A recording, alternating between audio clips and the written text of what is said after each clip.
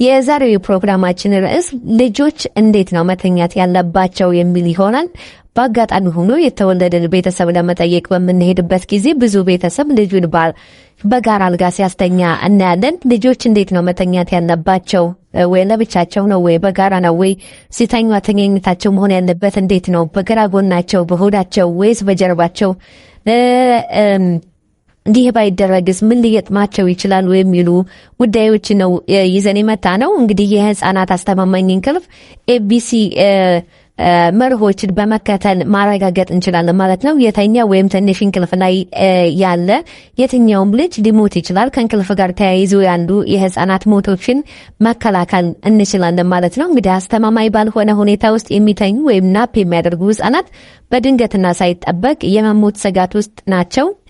ይህንን አስደንጋጭ ክስተት መከላከል የሚቻለው የህፃኑን የእንቅልፍ ሁኔታና አተኛኘት አስተማማኝ እንዲሆን በማረጋገጥ ነው። ልጆቹን የሚንከባከብ ማንም ሰው ልጁን በአስተማማኝ ሁኔታ ውስጥ ለመያዝ እነዚህን እውነታዎች ማወቅ ይኖርበታል ማለት ነው። እንግዲህ ሁል ጊዜ የእንቅልፍ ኤቢሲዎችን ማስታወስ ያስፈልጋቸዋል ማለት ነው። አንደኛው ኤ ያልናቸው አሎን ወይም ደግሞ ብቻቸውን የሚለውን ይዘር ማለት ነው። እንግዲህ ህፃናት ሁል ጊዜ መተኛት ወይም ደግሞ ናፕ ማድረግ ያለባቸው ብቻቸውን ነው ማለት ነው። ሌላኛው ቢ ያልነው ባክ የሚለው በጀርባቸው የሚለውን ለማሳየት ነው። ህፃናት ሲተኙ ወይም ናፕ ሲያደርጉ በጀርባቸው ማድረግ ይኖርባቸዋል ማለት ነው።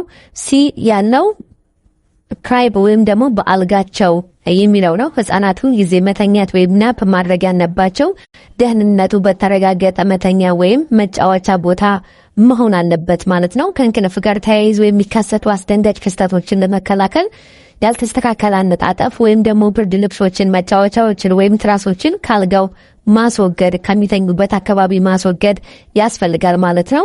የህፃናቱን እንቅልፍ የሚያውኩ በፍጹም መደረግ የሌለባቸው ነገሮች ምንድናቸው? ምንድነው ማድረግ የሌለብን? ምንድነው ማድረግ ያለብን የሚለው ነገሮች በምንመለከትበት ጊዜ በፍጹም ልጆችን ከሌላ ሰው ጋር ወይም ደግሞ ከቤት እንስሳት ጋር ወይም ከአሻንጉሊት ጋር አብረው ማስተኛት የለባቸው ማለት ነው። የመተኛ ቦታዎችን ከሌላ ሰዎች ወይም ቁሶች ጋር የሚያጋሩ ልጆች ከፍተኛ ታፍነው የሞት ስጋት ውስጥ ሊኖሩ ወይም ደግሞ ሊሆኑ ይችላሉ ማለት ነው። እንግዲህ አንዳንድ ጊዜ አንዳንድ ቦታዎች ላይ በመናይበት ወይም ደግሞ ተሞክሮዎችን በመንጠይቅበት ጊዜ ልጆቻቸውን ማስተኛት ደስ የሚላቸው ወይም ደግሞ የሚያስተኙት ከአሻንጉሊት ጋር ነው። አንዳንዶች ደግሞ እንደ ውሻ፣ ድመት አብረዋቸው የሚተኙበት ሁኔታ ይኖራል ማለት ነው። በተለያየ የዓለም ክፍል ውስጥ በፍጹም ልጆችን በሆዳቸው እንዲተኙ ማድረግ አያስፈልግም ማለት ነው። ይህ ትን እንዲላቸው የሚያደርግና ለመተንፈስ ከባድ ሁኔታ የሚፈጠር ነው። ስለዚህ በፍጹም ልጆችን በሆዳቸው እንዲተኙ ማድረግ የለባቸው ማለት ነው።